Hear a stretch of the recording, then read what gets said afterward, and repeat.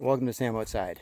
I'm Sam and I'm outside, spending a little time amongst coniferous trees, out in nature, and choosing coniferous trees because of the health benefits associated with the volatile chemicals that are a byproduct of photosynthesis and the communication that goes on in our coniferous forests. Phytoncides, that's right, the essential oils. So it's the studies have shown they've been studied since the 1980s that the phytoncides really do connect with our own immune system, right? It's part of the coniferous tree's own defense against bacteria, against infection, against disease, against insect invasion, right? So those trace chemicals, the messages sending to other trees, hey, change the way you taste to ward off these things, or change your chemistry slightly, right? So the added benefit of spending time in coniferous forests, and it's a must for me as a certified forest therapy guide, choosing paths, that want to go through a mixed forest, but I do intentionally try to spend a substantial amount of that time in the coniferous forest for those added benefits, something that is present but not as prevalent through stand-up hardwoods. It also brings me closer to water. In this part of the world, our coniferous forests, in the great diversity of trees, tends to be a lot greater nearer water. And water for me is a must, as it has its own healing benefits, its own sounds, its own rhythm, its own energy. And again, those riparian zones, between land and water, that's where the greatest biodiversity is, and that's where we're going to find the greatest collection of birds and insects and other plant life. The one I was looking for this morning, and the reason I might choose a certain path, is this little thing, all right? So this is tea berry, otherwise known as wintergreen. It is an evergreen, right? So it's perennial. It's, despite its size, and these are mature examples, they are considered a shrub.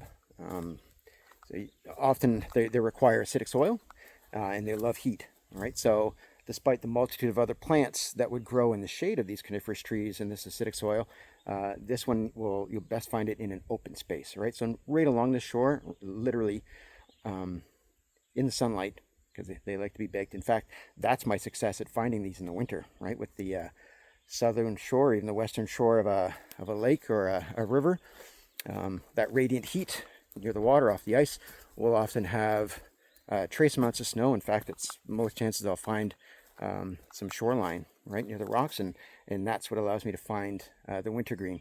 Now, the wintergreen itself has so many uses. In fact, since the 1980s, all right, we've been finding this.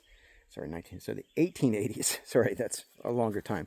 The 1880s, we were finding it in early candies, toothpaste products, all right, oral hygiene products, flavoring for teas as well. So there are a couple other plants that are very low growing, close to the ground, that could easily be mistaken, but this has the glossy leaf, all right? So it'll have a sheen to it, waxy coating. And I literally walked hundreds of feet of shoreline today trying to find the telltale little red berry, but you can't find them at this time of year. They've either been consumed by wildlife or they've been dropped in preparation for this year's crop. So you can see that little white flower there, all right? It's so small that it will ripen. And I apologize for not having an example because there just weren't any to be found, and I tried. The red berry, so telltale. And I mean, that's where the flavor really comes from, but it's the whole plant, it's the oils. So to get the best way to identify the plant, again, break that stem, and you'll get the wintergreen smell, all right? And it's safe to consume. That's why I use it in forest teas, right? So it's called tea berry or wintergreen. So find it in gums, find it as a flavor additive to toothpastes. It has some amazing compounds in its own oils, all right? So antiseptic, but also having to do with cardiovascular, right? So the ancestral tenders of the land and the traditional tenders of the land in this part of the world would have been quite nomadic. They would have had settlements, but they would have traveled to different areas, different parts of river systems, different parts of the forest to follow game, to follow migratory patterns and nesting areas for different birds, but also different fish, right? So the different fish in and around the lakes and rivers would spawn at different times, sometimes spring, sometimes fall. So they would need to travel.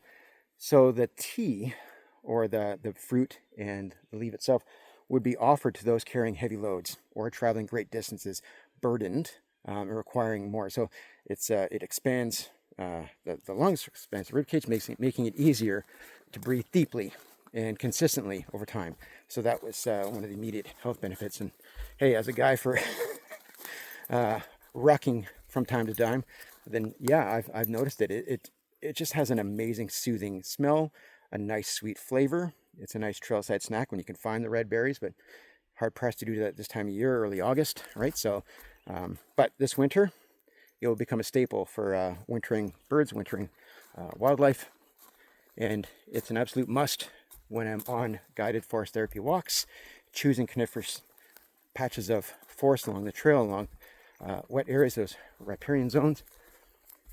And I always add wintergreen or tea berry to my wild harvest teas. All right, so spending time in nature, healing, connecting, being mindful, listening, smelling, breathing deeply, and feeling calm, right? And this will not be wasted. It's going to go in my afternoon tea.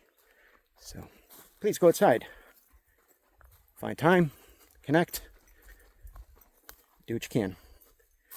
I appreciate your time and support. Talk to you again soon. Thanks.